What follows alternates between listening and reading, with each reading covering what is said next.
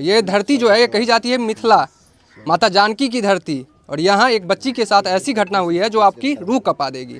मेरे पीछे वो खिलौना देखिए, वहाँ सामने एक गुड़िया खड़ी है। इसी खिलौने के साथ वो बच्ची खेलती थी और इस घर की गुड़िया अब इस दुनिया से चली गई है। उस गुड़िया के साथ जो दरिंदगी हुई है उसके बारे में आप सोच भी नहीं सकते हैं। यह देश निर्भया पटना नीट वाला जो कांड है वो आपके नज़र में होगा ही। लखीसराय में कुछ महीना पहले हुआ 2 साल की बच्ची के साथ, और दरभंगा में 5 साल की बच्ची जिसने दुनिया देखा भी नहीं था, जिसे ये भी नहीं पता था जिस व्यक्ति ने उसे बिस्किट का लोभ देके बुलाया है वो क्या करेगा, उसे इस बात का भी समझ नहीं था। और उसके साथ ऐसी घटना घटी है जिसके बारे में कोई सोच नहीं सकता है। पीड़ित परिवार है, माँ साथ में बैठी है, बिलख रही है। जिस बच्ची को 9 महीना गर्भ में रख के पाल पोस के 5 साल तक बड़ा किया, और उस बच्ची का अपने सामने ऐसा हालत देख के कौन ऐसी माँ होगी जिसकी रूह नहीं कांप जाएगी, और कौन ऐसा इंसान होगा जिसके रोंगटे खड़े नहीं हो जाएंगे। हमको इंसाफ चाहिए बेटी के लिए, जना उसको मारे उसको मार दीजिए, फांसी उसको चला चाहिए, फांसी चाहिए। उसको फांसी चाहिए। हम सामने देखेंगे, सामने में उसको फांसी लगना चाहिए, हम सब देखेंगे। नहीं तो हम लोग दे दीजिए, हम उसको मार देंगे। कितने साल की थी? 14 साल के थे। उसको दे दीजिए, हम बहुत गरीब आदमी, हम काम करके खाते हैं, भला जगह बोलते हैं, दाई का काम करते हैं।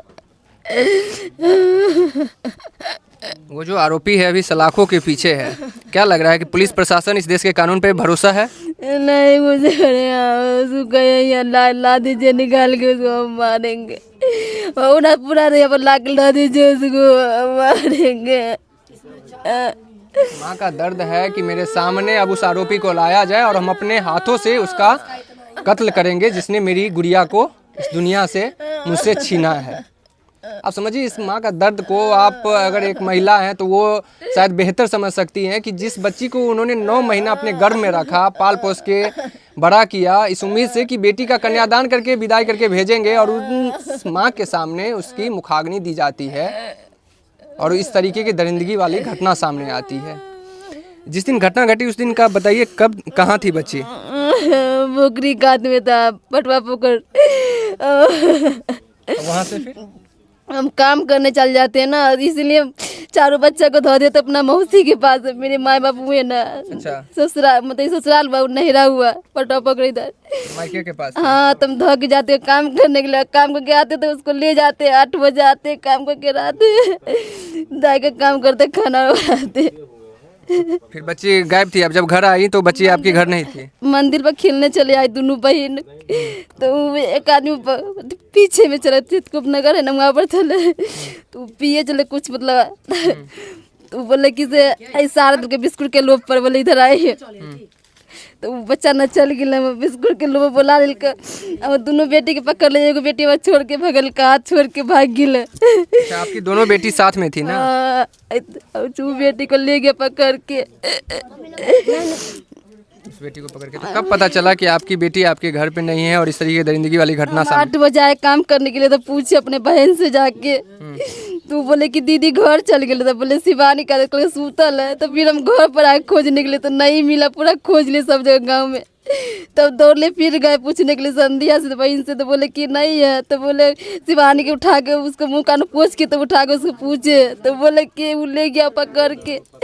हमको बुला रहे थे, हमको हाथ छोड़ा के हम भाग गए, और डर के मारे न सूत रहे, नहीं कि मम्मी मार, तो नहीं बोल रहे कुछ। तो उससे हम पूछे, तो बोले वो ले गए पकड़ के। कहले किधर ले गए? कहले तो सूत गए, बोलबे ला कहला ना, ताले सूत रहे, डर से नहीं कहल के, ताले वो लेके भाग गए।